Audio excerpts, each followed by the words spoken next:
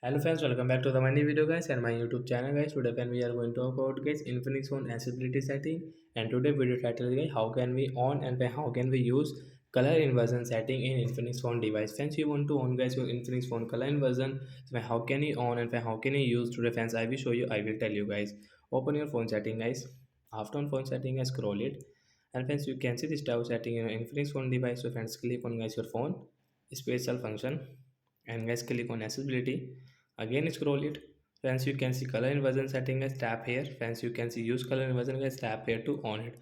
After on guys your skin color will on dark mode, and friends you can see guys your skin color will changed. And if you use guys YouTube, and guys if you see any video, it's like a ghost.